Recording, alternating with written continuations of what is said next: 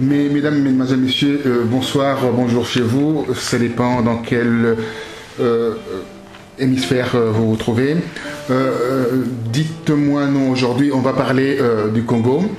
Le Congo, avec son histoire qui implique pas mal de choses en termes d'ethnie, en termes de diversité et également des tribus. Alors, nous avons avec nous une personne qui à la fois a fait le tour de la RDC et aussi issu du Bas-Congo. Il va nous parler du Bas-Congo, comment s'est constitué le Bas-Congo, le royaume du Bas-Congo. Et aujourd'hui, le pays est envahi, si on dit, avec le C9 frontière, avec ses voisins qui sont à la fois voisins, qui sont aussi également famille. Alors, tout cela, on va avoir un peu quelques explications de notre sœur qui va nous édifier sur la RDC. Bonjour maman, est-ce qu'on peut vous présenter un tout petit peu? Oui, c'est maman Yengo Mbungu Esther. Alors, dites-moi, vous venez de quelle région? Moi, je viens du Bas-Congo, dans les bas fleuves principalement. Donc vers Matadi, je traverse le fleuve. Quand j'arrive à Nzaoumvouete, je prends les camions jusqu'à chez moi. Donc là, à partir de Matadi, je prends les camions qui vont juste chez moi.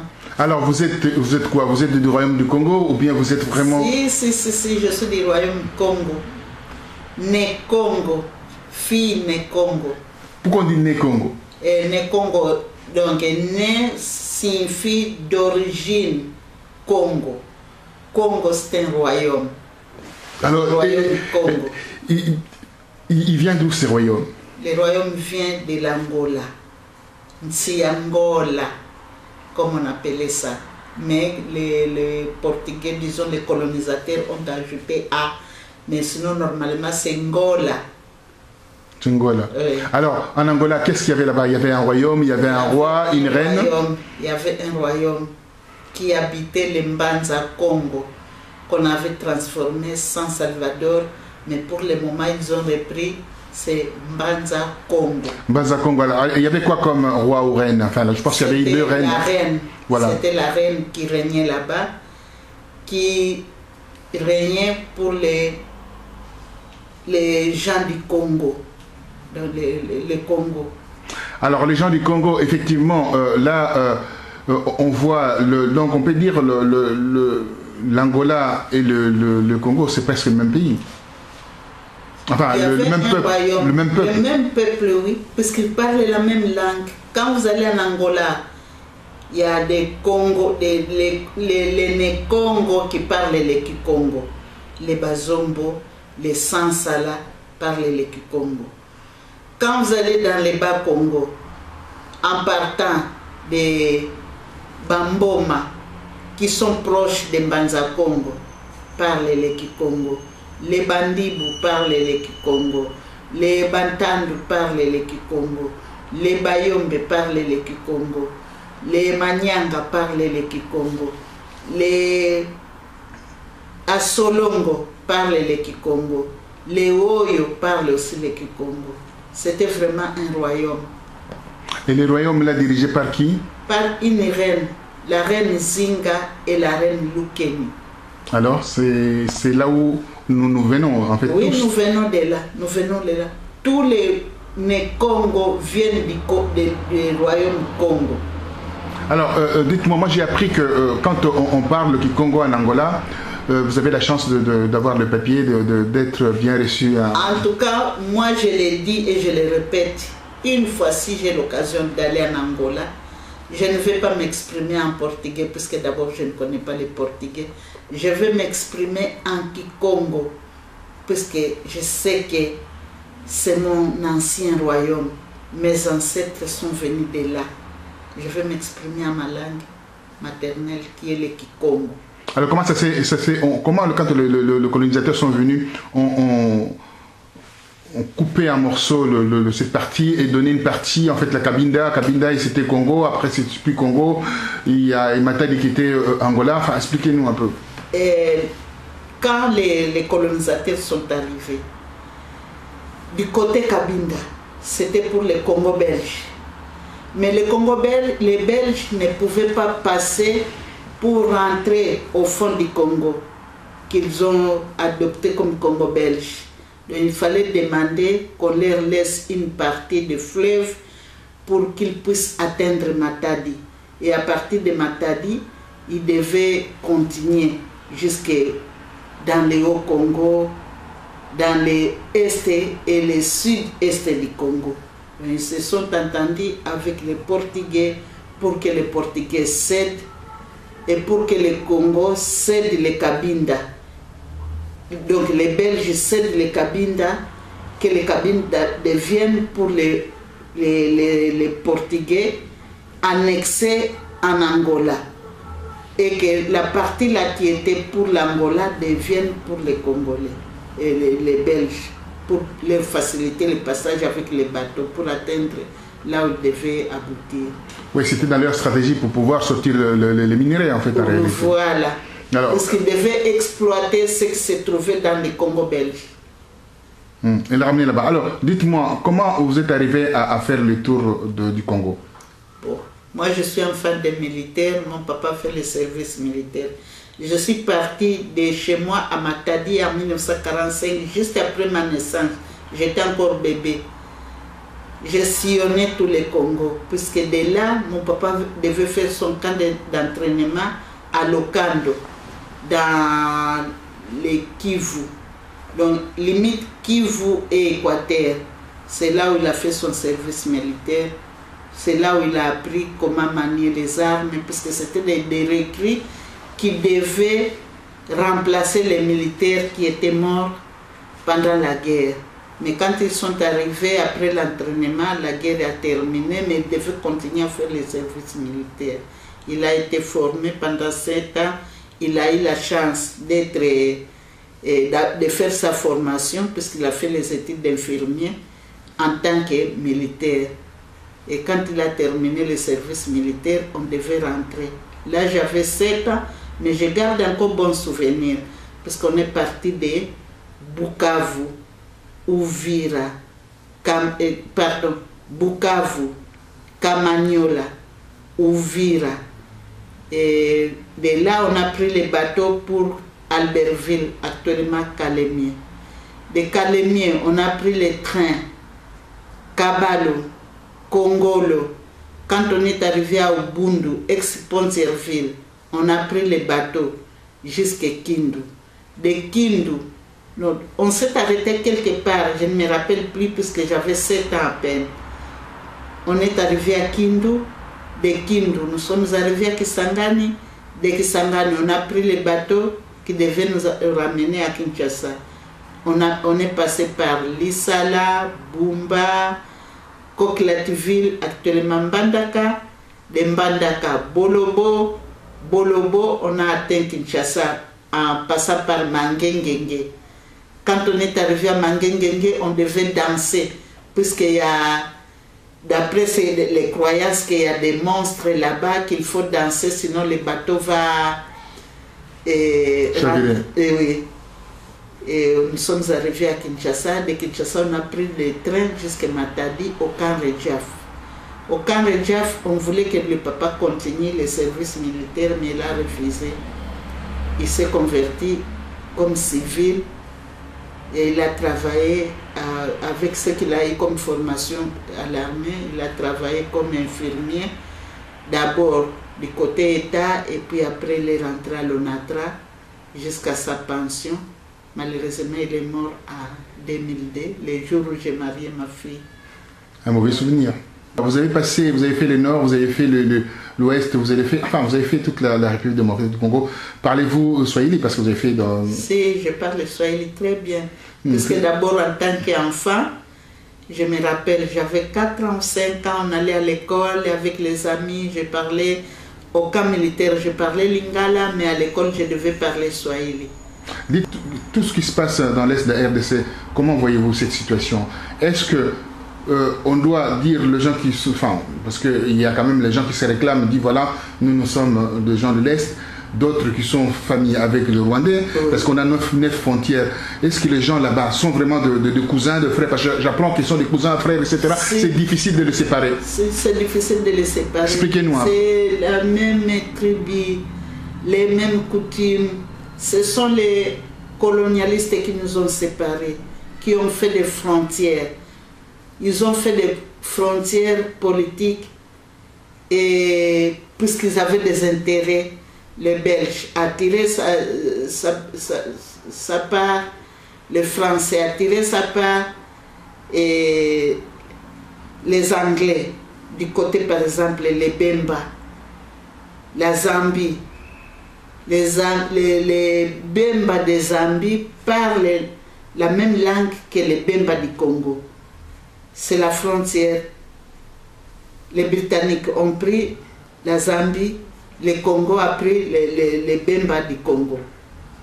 Quand vous allez à l'est, du côté, dans le nord-est par exemple, Rutshuru, c'est ça? Rutshuru, là vous avez les Rwandais, les Banabuchi, qui sont des côtés Congo, à Rutshuru, et les Banabuchi du côté Rwanda. Voilà. Et au niveau du Nandé, quand vous montez un peu vers l'Ouganda, un peu là-bas? Disons quand vous traversez la rivière Rutshuru, puisque j'ai été là-bas, j'ai sillonné là-bas, je suis allé même au parc, j'ai dormi au parc pour visiter ce qui est au parc, c'est le paradis. Avec les lacs, ex-lac Édouard, ça sépare le Congo et l'Ouganda. Vous avez les Nandé, la tribu Nandé qui est à Lubero, Butembo. Vous trouverez la même tribu du côté Ouganda.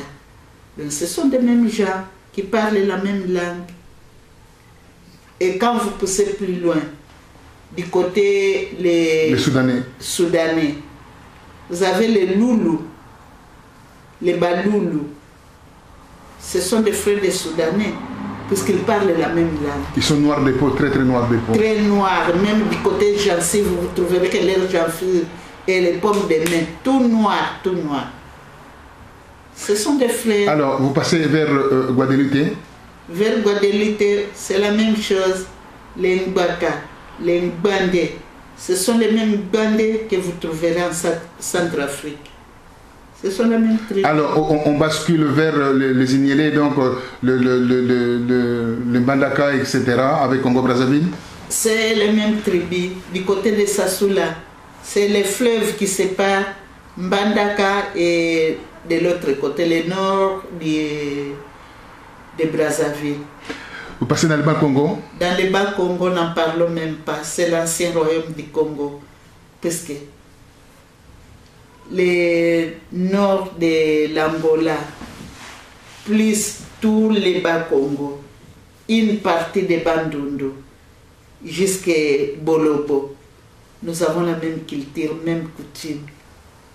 Chez nous, c'est l'oncle maternel qui regarde les enfants de sa sœur.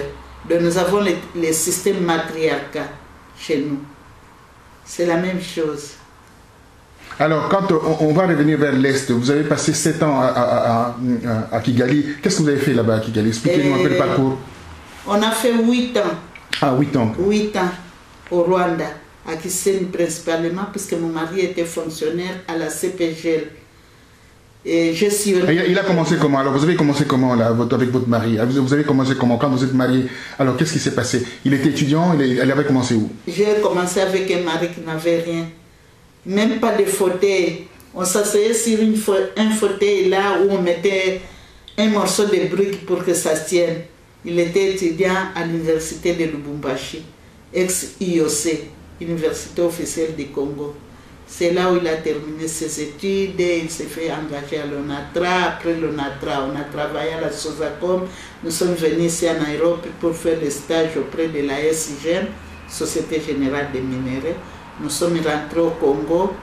Bon, on lui a remercié pour des causes politiques. Il est resté sans fonction. 2 ans après, on a trouvé quelque chose. Nous sommes allés au Rwanda auprès de la CPGL qui a été créée par Mobutu, Abiyarimana et Bagaza. Il a un bon souvenir, c'est ça, puisqu'il a fait le tour du monde. Oui. Et après, vous avez travaillé donc, à la frontière de la Guizeni. C'était à Kiseni où était installé le siège de la CPG, c'est là. Alors, quel souvenir gardez-vous est-ce que vous savez que l'ancien directeur de cabinet pendant très longtemps fut monsieur Imana, voilà, l'ancien Bisengi Imana. Dites-moi, il avait apporté un plus au Congo ou bien il était un problème pour le Congo? Pour moi, c'était un problème.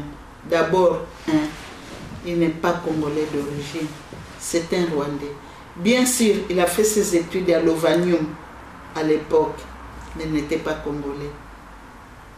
Moi, on m'a montré son village, parce que j'ai sillonné le Rwanda. Je suis partie de Gisenyi, Ruwengeri, Kigali, Gitarama, Butare. Je suis arrivée même à la frontière avec le Burundi, à Okanyaru. On m'a montré le village de Bisengimana.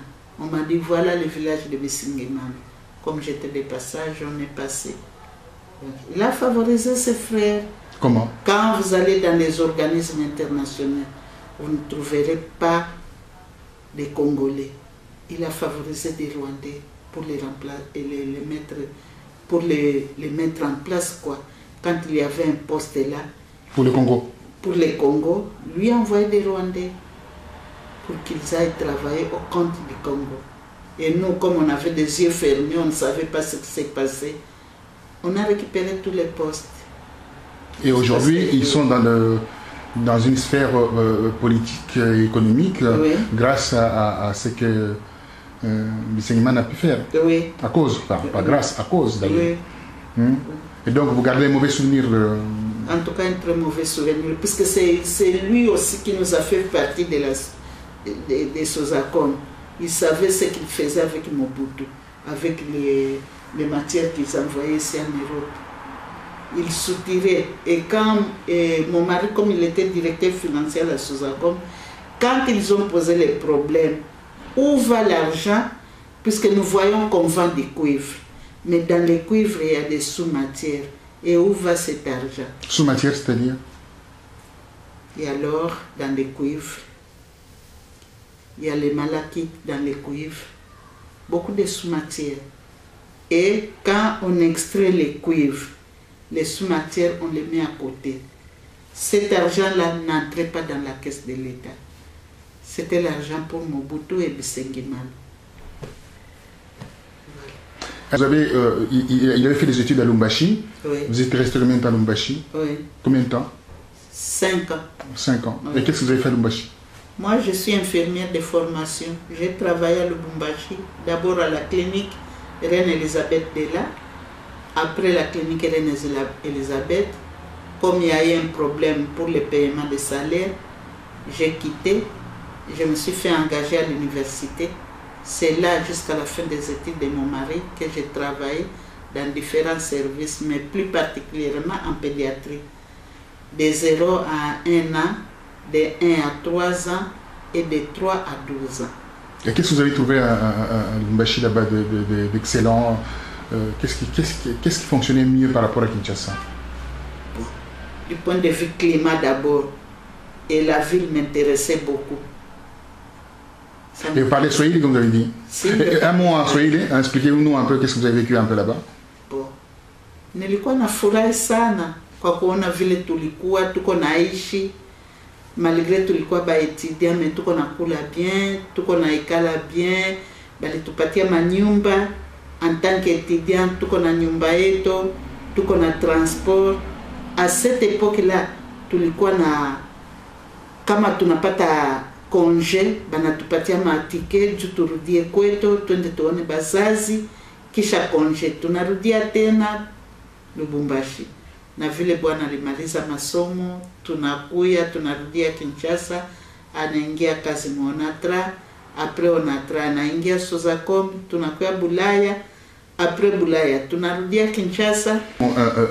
Comment voyez-vous l'indépendance du Congo? Est-ce que ça a été un bienfait pour le Congo, ou certains disent que voilà, il aurait fallu que les Belges restent? Que pensez-vous de ça? Nos politiciens ont manqué de manière, si je peux le dire. Ils sont partis trop vite. Vous savez, pour se détacher de quelque chose, il ne faut pas le faire brutalement. Il faut aller tout doucement. Voyez un peu l'exemple de l'Afrique du Sud avec le président Mandela. Il a eu son indépendance, mais n'a pas chassé les colonisateurs, malgré qu'il a souffert, qu'il est resté pendant autant d'années. 27 ans en prison. En prison, mais n'a pas chassé les Blancs. Ils sont restés et ils continuent à collaborer. Et l'Afrique du Sud marche très bien. Nous sommes partis trop vite. Il ne fallait pas. Il fallait qu'on aille tout doucement. Se séparer vraiment en douceur au lieu de brutaliser. Et voilà aujourd'hui les conséquences. Surtout avec la zarisation. C'est ça qui a mis le pays en moule, la zarisation. 75. Où on commençait à changer l'identité aussi. Oui. On va parler un tout petit peu de l'identité, hein, oui. nos anciens noms. Oui.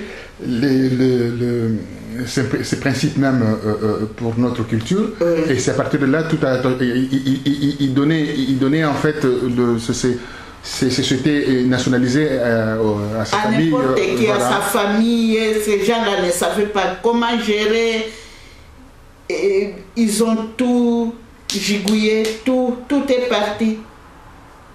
Au lieu de bien gérer, ils ont préféré marier des femmes, un homme avec 3, 4, 5, venir ici en Europe et acheter des villas, des immeubles qu'ils ont même abandonnés, puisque le gouvernement belge a tout repris. Avoir plusieurs voitures dans la parcelle qui ne servaient à rien. Voilà. Voilà cette situation. Alors, l'indépendance, les Belges, est-ce qu'on digérait l'indépendance? Parce qu'il y a eu quelque chose qui s'est passé dans le Bas-Congo. Qu'est-ce qui s'est passé dans le Bas-Congo? Après l'indépendance, on a eu l'indépendance le 30 juin. Et le 7 juillet, la guerre a déclenché. Dans le Bas-Congo? Dans le Bas-Congo. Tous les Blancs qui étaient là, on les a arrêtés, on les a mis dans les bateaux pour qu'ils rentrent chez eux. Et quand ils sont arrivés à Kamina, je ne sais pas s'ils ont eu les renforts des militaires qui sont venus d'Europe, pourquoi, on ne sait pas. Nous avons vu, ils sont rentrés en force, ils ont commencé à tirer. Et ceux qui étaient en Banzangung aussi sont venus en avion. Ils se sont masqués, ils ont mis des charbons pour qu'on croie que c'était des Noirs. Ils ont commencé à tirer. On voyait des douilles de fusils qui sautaient comme du feu. Et les militaires congolais ne se sont pas laissés faire. Ils ont aussi tiré. Il y a un avion même qui est tombé vers Chimpi, l'aéroport de Matadi. Et la nuit, ceux qui étaient dans les bateaux ont jeté des flammes dans les tanks des sociétés pétrolières de Matadi là. Et c'était la flamme qui a fait fuir tous les gens qui étaient à Matadi, puisqu'on voyait la lumière qui a illuminé la ville de Matadi. On croyait que tout brûlait et tout le monde a fui. Ils ont fait des kilomètres. Il y a de ceux-là qui ont même, par la panique là, ils ont même jeté des enfants dans la rivière Mpozo et ils ont fui. La guerre a continué et puis l'ONU a envoyé des gens pour venir intervenir et la guerre s'est arrêtée. Encore ONU? Oui. Mais il y a eu le pillage. Ils ont pillé tous les magasins. Ils ont pillé la ville de Matadi. Et tout est resté, on n'avait plus rien. Il n'y avait pas de camions qui traversaient, qui devaient venir alimenter, puisque la ville de Matadi est alimentée par les territoires de Sekebanza, de Tchela et de Lupula en produits agricoles. Et on avait les poissonneries, les Pemarza, Pemarco au départ, et puis Mobutu a dit que c'était Pemarza qui alimentait la ville de Matadi en poisson. Mais tout était bloqué, on n'avait pas à manger. Vous êtes originaire, comme vous avez dit, du Bas-Fleuve. Oui, je suis du Bas-Fleuve. Bas-Fleuve. Pourquoi Bas-Fleuve? Pourquoi on dit Bas-Fleuve? Je ne sais pas. C'est Mobutu qui avait changé, puisque normalement c'est dans les Bas-Congo. Dans les Bas-Congo et les Hauts-Congo, quand vous regardez la carte géographique, nous sommes en bas, vers l'océan, vers l'embouchure atlantique. Donc, une partie, quelle est la partie que l'Angola possédait dans le Bas-Congo? C'était dans le Bas-Congo. Et une partie des Bandundu et les Bolobo. Ça, c'est l'Angola possédait cela? Oui, c'était le royaume Congo. Alors, vous parlez le Kiombe? Pourquoi pas? Donc, vous êtes originaire là-bas. Dites-nous un mot un peu, qu'est-ce qui s'est passé avec vos rois en Kikongo? En 2 minutes. Kadi butu bila kadi bubakala biala ngaba fumu bobo mais tangu colonisateur kayiza uzi kutukabula Belge beki ndambo ndi Portugais beki ndambo Français pe beki ndambo ale royaume imwangano koku bantinu bakabuli ntinu sidi kundambo Angola ba Congo yele moko ma Belge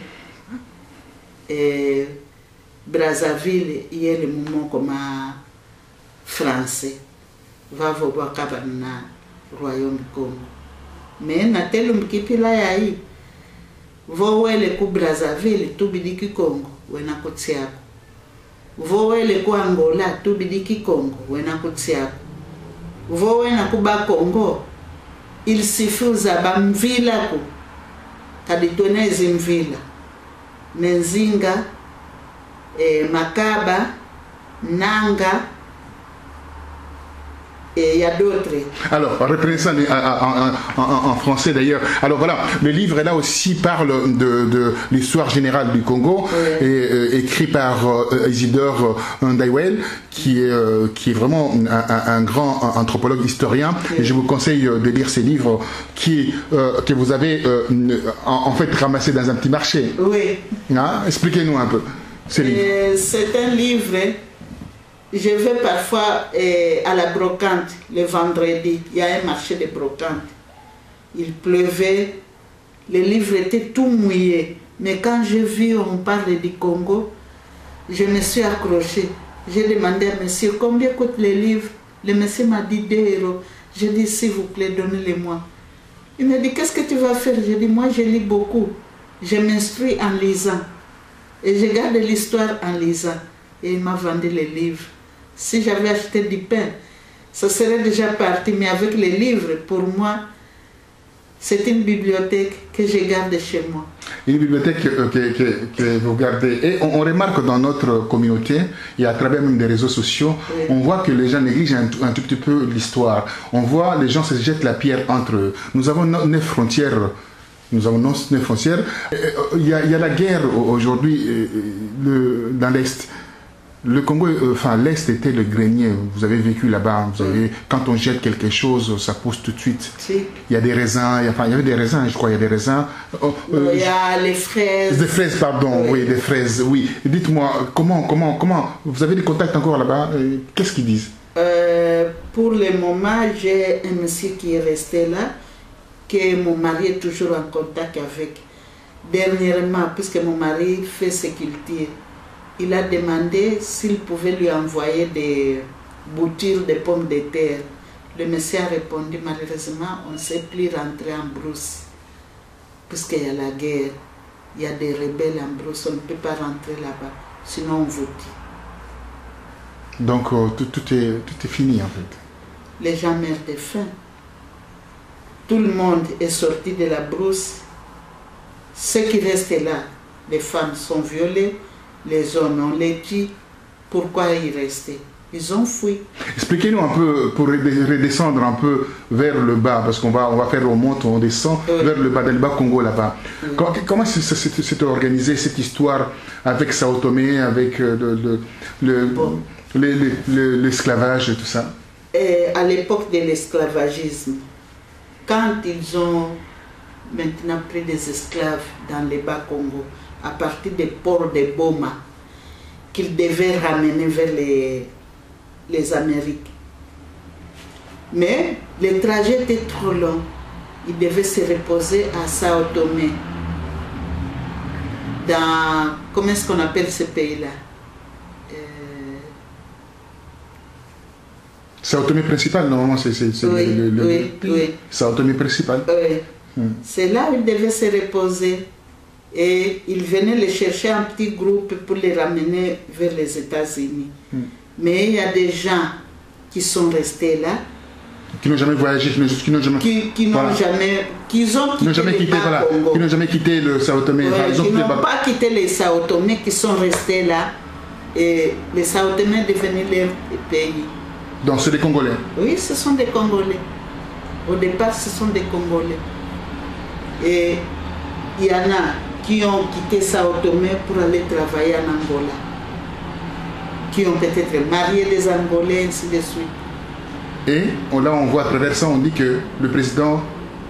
J'ai appris ça, que le président Eduardo est d'origine de Sao Tomé, mais d'origine du Congo, du Bas-Congo.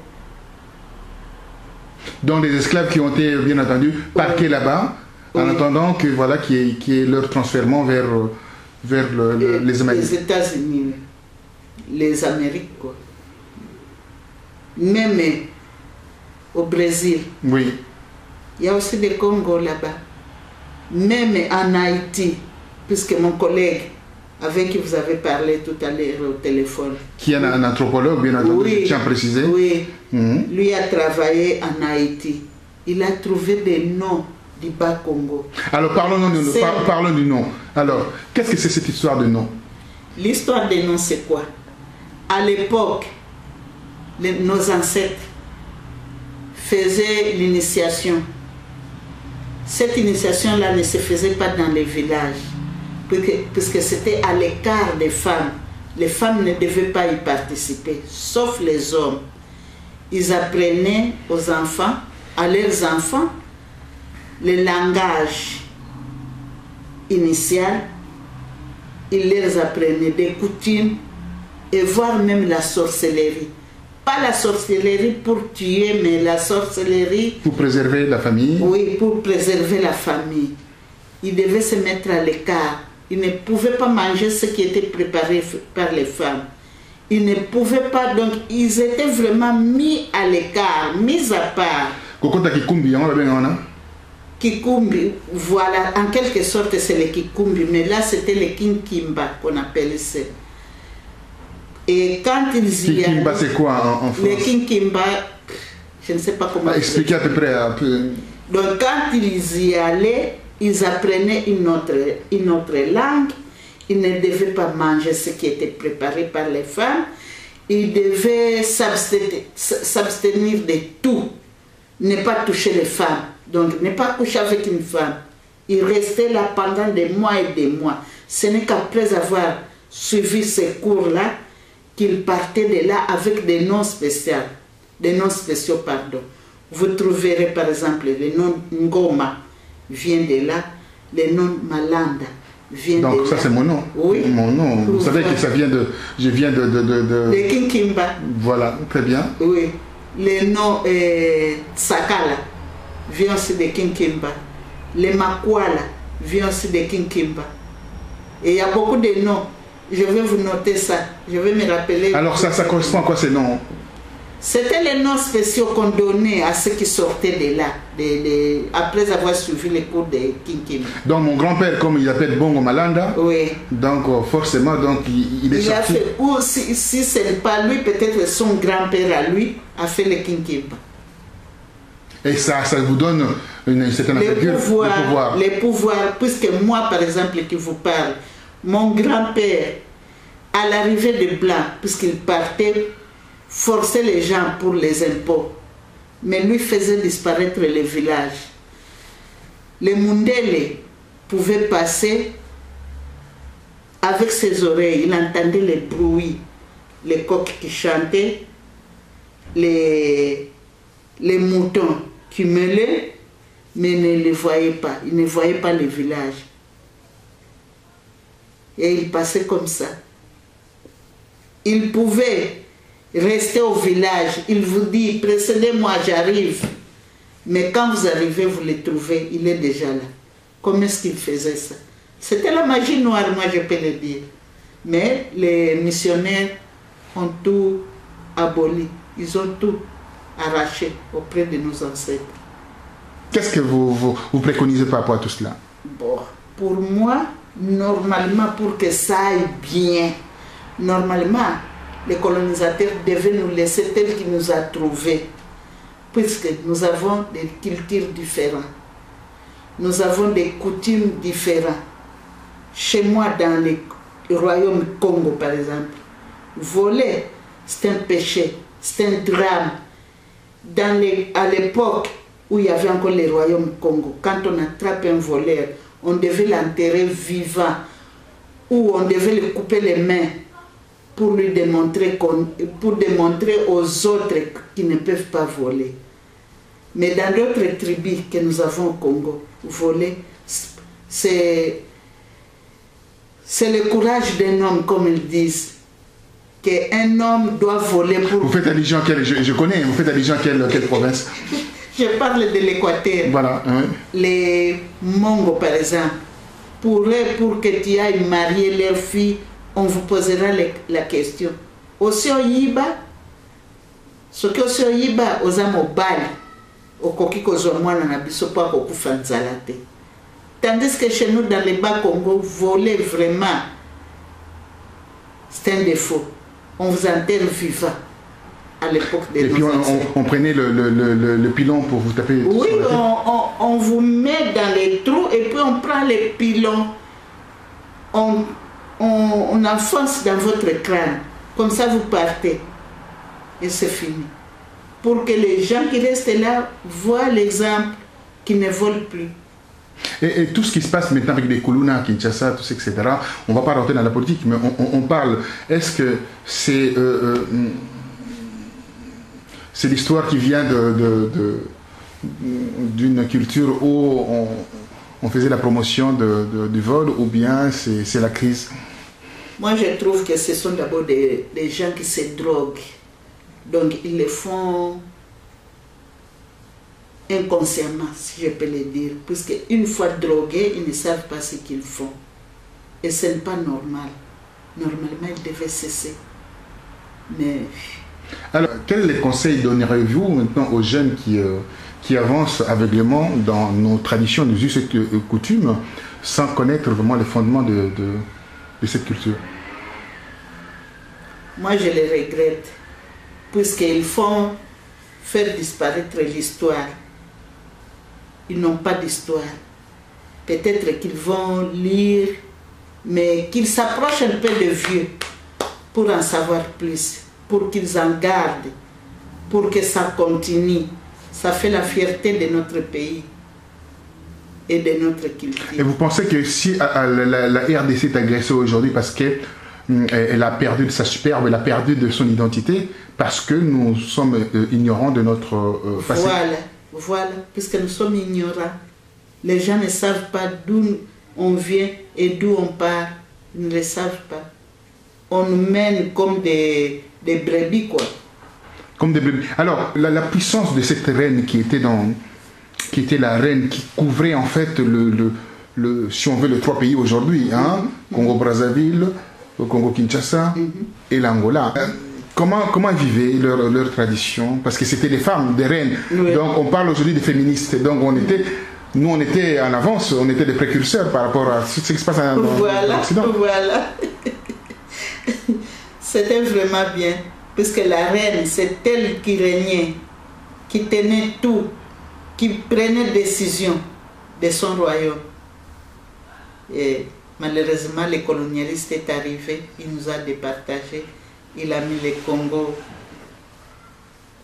belge, le Congo-Brazzaville. Et le Congo-Brazzaville parle français et l'Angola parle portugais. Dites-moi, quelle est la chose retenez-vous de la Belgique? Qu'est-ce que vous retenez comme souvenir? Les Belges nous ont colonisés. Oui, c'était bien. Dans ce sens que, je me rappelle bien, on était bien suivis. Il y avait même des assistantes sociales que je vois ici qui suivaient la vie de chacun, qui devaient passer dans nos maisons pour vérifier si les enfants sont en bonne santé, si le mari donne la ration à sa femme pour que les enfants mangent bien. Il y avait des hôpitaux, il y avait des écoles, mais on ne nous avançait pas plus loin. Nous sommes restés à nous-mêmes. Nous sommes restés. Et vous êtes ici, est-ce que les Belges sont reconnaissants des Congolais? Pour moi, non. Puisque pour moi en particulier, jusqu'ici, ils ne me donnent pas les papiers, ils refusent, ils me disent de rentrer chez moi, alors que je dépends d'eux. Ben, votre père a été militaire en 1945, il est venu, il a été mobilisé pour venir se battre. Expliquez-nous comment ça s'est passé. Et en 1945, pendant que la guerre continuait encore, mon papa était, disons, un réserviste de guerre. Il a été formé pour aller remplacer ceux qui se battaient, ceux qui tombaient dans les champs de guerre. Malheureusement, la guerre s'est arrêtée, mais comme il était déjà là, il devait continuer. Il a fait son service militaire. Et ce sont eux qui allaient calmer les gens dans les villages, comme les Belges le disaient, que les Bassenzi. Ce sont eux qui allaient, quand il y avait une guerre tribale ou quelque chose, les gens qui se révoltaient, ce sont eux qui allaient les arrêter, les calmer, mais ils ne sont pas reconnaissants. Pourquoi? J'ai même écrit au roi. J'ai écrit un peu partout pour qu'on reconnaisse quand même que je suis la fille de celui qui a combattu pour que le Congo soit en paix. Mais, pour que l'Europe soit en paix aussi. Oui, puisqu'à l'époque c'était encore le Congo belge. Mais ils ne reconnaissent pas ça. Ils ne veulent même pas me donner les papiers. Alors donc apparemment, c'est vrai qu'en France, quand on est né avant l'indépendance, avant 1960, les Algériens, le Maliens, le Congo-Brazzaville obtiennent tout de suite les papiers et rapidement la nationalité d'ailleurs. C'est par rapport à une circulaire qui émane du ministère de l'Intérieur. C'est des accords signés entre la France et ces pays de l'ancienne colonie. Dites-moi, mais ici, vous avez des papiers à l'époque, vous étiez de l'ancienne colonie belge, donc comment se fait-il qu'ils vous refusent ces droits? C'est un droit d'ailleurs. Hein. Je suis né en 1945, pendant que le Congo était encore Congo belge. En principe, il ne devait pas me compliquer. Normalement, il devait me donner mes papiers, parce que j'ai écrit au roi. J'ai même démontré, pour lui montrer que j'étais la fille d'un ancien militaire. Dans la photo, je me retrouve, moi, ma sœur cadette qui est décédée, et mon petit frère qui est à Bruxelles, qui a sa nationalité, il est belge. Mais on m'a répondu qu'on étudiait mon dossier. Très bien. Alors, en France, je me souviens maintenant, avec la modification de la loi Sarkozy, avant de connaître, avant d'avoir la nationalité, comme aux États-Unis d'ailleurs, il faut connaître la Marseillaise, donc l'hymne national. Ici, ils ont leur, qu'on appelle l'avenir ou la Brabançonne. Hein? Vous connaissez?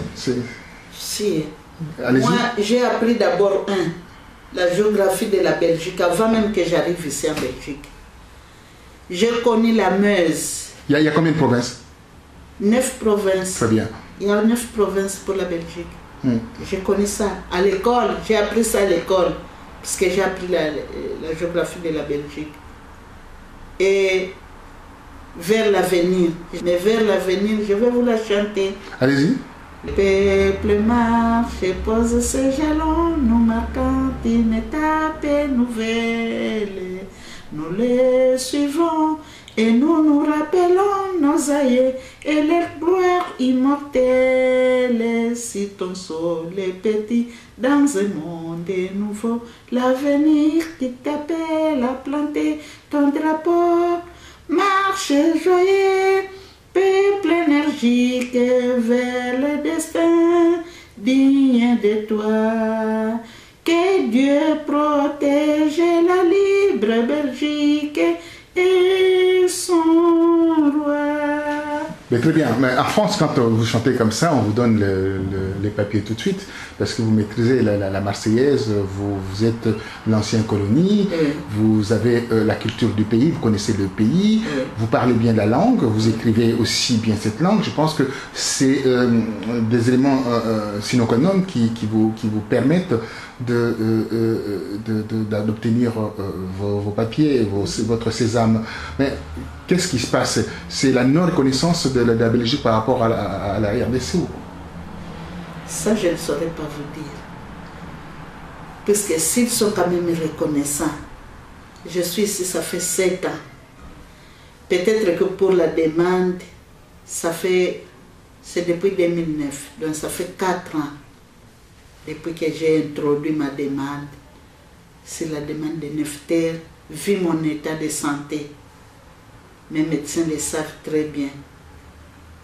Mon avocat le sait aussi très bien, puisque nous avons écrit à plusieurs reprises à l'Office des étrangers pour que je puisse rester ici, suivre mon traitement, pour vivre un peu, parce que j'ai perdu mon papa pour la même maladie.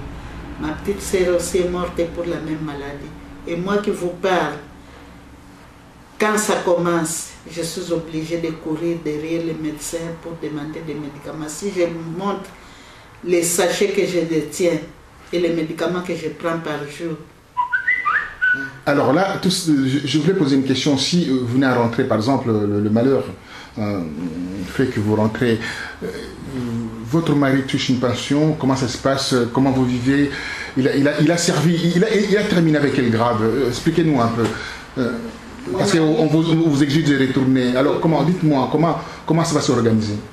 Votre mari est sorti comme directeur de département dans les tout derniers grades à l'Office national des transports, ONATRA.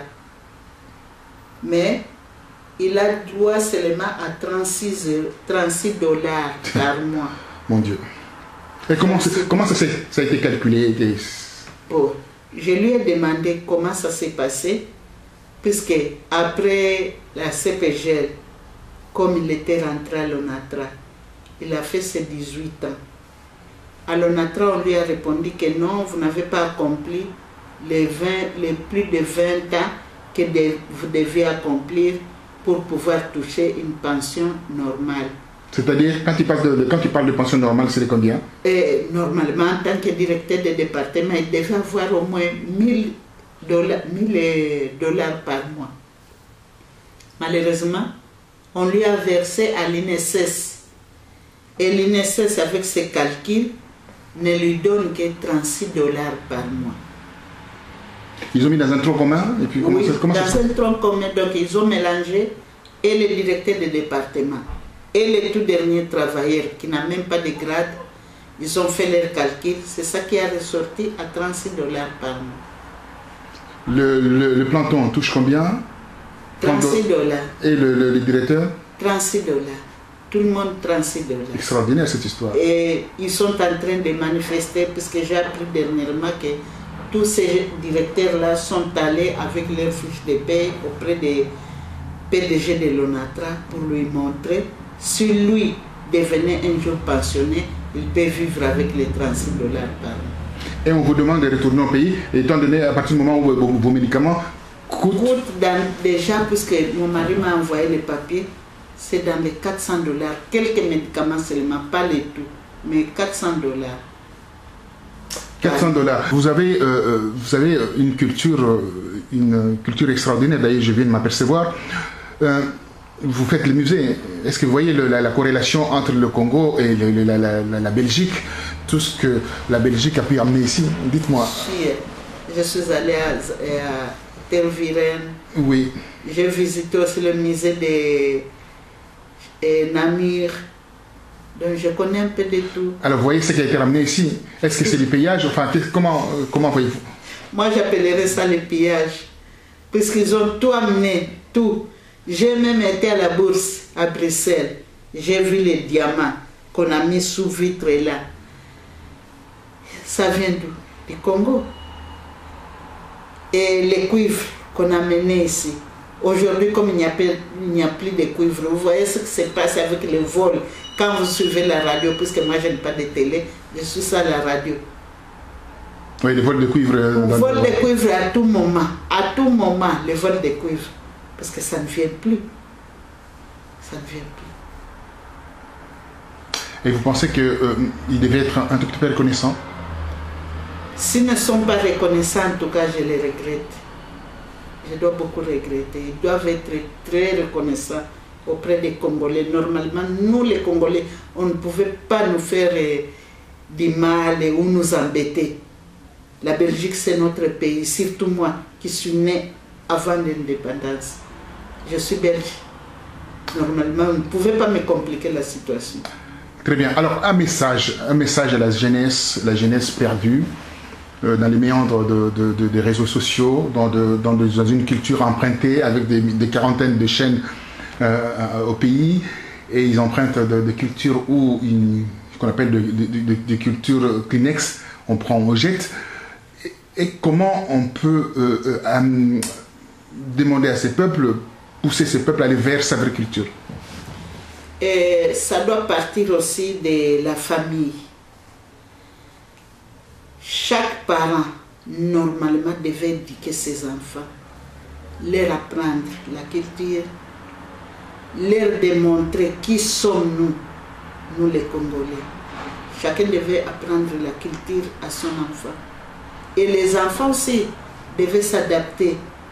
Ils ne pouvaient pas faire hausser les épaules, quoi. Dire que ça c'est pour les vieux. Non, il faut tout apprendre. On a toujours dit dans nos proverbes Congo que...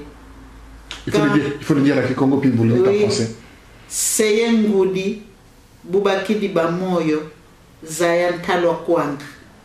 Kadivoka Basidiko, Koko na Yuvu de la Talwa Kwanga. Cela signifie que quand tes parents vivent encore, il faut rentrer au marché et connaître le prix de la chikwang. Puisque quand ils ne seront plus là, toi tu ne connais pas le prix de la chikwang, on va te mentir par les vendeurs. Même si la chikwang coûtait 1 euro, on te dira que c'est 10 euros, puisque tu n'as jamais fait un effort d'aller au marché et savoir le prix des kwang. Voilà. C'est extraordinaire ce que vous venez de dire, ça me fait plonger dans une grande tradition. Un mot en lingala par rapport, parce que certains aiment bien aussi utiliser, moi aussi j'aime beaucoup cette langue qui est lingala, qui est ma langue bien entendu, qui fait partie de l'une des langues de notre pays, principale langue. Un mot en lingala. Na lingala la koloba boye. Parce que le déjà, mi balang mi balé, le Swahili, le Congo, et tu as lingala. Bon, na lingala na koloba boye bana ndenge bozokola boyeba culture na biso eza très important. Bino batu boyale abokotaka ba bibliothèque même bo baza na mboka kuna soki oke na université na ebite soki ba bibliothèque ya la kakaka mais soki okoti kuna luka oyeba culture na yo oyeba touta wapi tozokende wapi. Parce que ce que bien voté, biso ba mikolo boy, tozana bambula mingi te. Ngai kutu na yale ba docteur basi ba déterminer bambula boni na tikali na nguna mokili. Mais nazo banga te. Pona ebike na milengela e ya na nzela lo sambo na ko milengela atana kufi na ko bangelo côté. Mais bino bana boye kola bo profiter na biso ba mikolo boye po boye ba culture na bino, boye ba toza banani. Touta wapi, tozokende wapi, po boko samate na mikolo koya. En Swahili. Nataka sema hivi, yote natoka mkusema. Kwetu banasemaka kama bazazi bakingali biko na pumuzi, ifa uyue bei ya kwanga. Uingiake kusoko, uko naenda na bazazi yako, uko nauliza bei ya kwanga, ukuwe na yue bei ya kwanga. Juu siku abata kuwa tena, ukiende kusoko, abata kudanganya, utauliza bei ya kwanga, ulisha yua, abata kudanganya. Me kama ayue, utafika kusoko, mchuliza atakuelezea, atasema, kwanga angu ni €10, na wao yu utatosha €10 nauza. Me kama ulisha yua, kama nakuelezea €10, nasema toka kule uwe na bongo, kwanga iko €1, mbona uko nanyelezea ni €10, utatosha €1 na mpatie. Njo vile mkuwe na akili, mkuwe na yuabi ya kwetu, mkuwe na ingia chini ya siri yetu, mkuwe na yua. Haiko babadanganye, mkuwe na yua. Njo nene ya mwisho nasema. Asante. Pour terminer en Kikongo, Kikiombe. Bana beto, mafeti kulukamba mama. Vakidi bakulu bako zayanga talo kwanga. Kadivo kuzei talo kwanga ko. Lumbuko na kwenda kuzandu bavuni ni. Bavuni niko zaya vo kutseto katoka terne bakala sanga vo vuna vuidi. Nge vuidi kwako kasi bafeti kuvuna. Donc zaya ngatalo kwanga. Bwa wakidi ese ngudi. Donc mukingana ngeti kulukambila. Ngeti kuluza esa mukingana voluza yanga bakulu benu. Luzaya histoire ya tiene. Masisa bakulu lwenda yuvula nga bakulu bobo bakidi moyo balukambanga. Ngeti fila message. Luzaya ngatalo kwange. Woko zeitalo kwanga ko lumbo si wavunwe. Bwa na tombo kila mongo wamfuatie. Pour terminer en français. Je vais dire aux jeunes, aux adolescents, vous grandissez, attachez-vous à vos anciens, à vos ancêtres. Pourquoi je l'ai dit? Parce que chez nous, il y a un proverbe qui traduit que quand les parents sont encore en vie, il faut connaître le prix de la chikwang. Un jour, s'ils ne sont plus là, on ne va pas vous tromper par les marchands qui vendent des chikwang. Parce que quand vous ne connaissez pas, la chikwang ne coûte que €1, mais à vous, on vous dira que c'est €10. Pourquoi? Parce que vous n'avez pas suivi les conseils des parents, des grands-parents. Vous ne faites même pas attention. Quand on vous demande quelque chose, vous haussez les épaules, vous êtes orgueilleux, vous ne voulez rien apprendre. Mais il faut tout apprendre. Et vous, quand vous aurez appris, vous apprendrez aussi à vos enfants, à vos petits-enfants, et ainsi va la vie. Merci beaucoup. Merci, on a été ravis de rencontrer cette brillante dame qui m'a interpellé par rapport à son livre. J'ai vu ces livres, lors d'une rencontre entre elle et ma mère biologique bien entendu, hein, qui s'appelle Nzao, hein, Nzao Boulou Bouet, hein. Donc ça c'est ma mère. Et là j'étais ravi de rendre hommage à cette brillante dame qui est considérée comme la petite sœur de ma mère, hein, en fait, au niveau de la famille aussi et au niveau de son âge aussi. Donc vous venez du même village, hein, si on veut, entre guillemets, hein, du même village. Voilà. Donc je voulais rendre hommage par rapport à sa connaissance de la RDC. On fera une émission où elle va parler de noms, de la culture au Congo, né Congo. Et c'est à partir de là, les gens comprendront l'intérêt, l'importance de ce que le Congo a été il y a plusieurs décennies, plusieurs siècles. Merci à vous à Bruxelles, enfin à Liège, merci à vous à Liège, que vos démarches aboutissent, enfin que Dieu vous accompagne de ce que vous êtes en train d'entreprendre. Merci.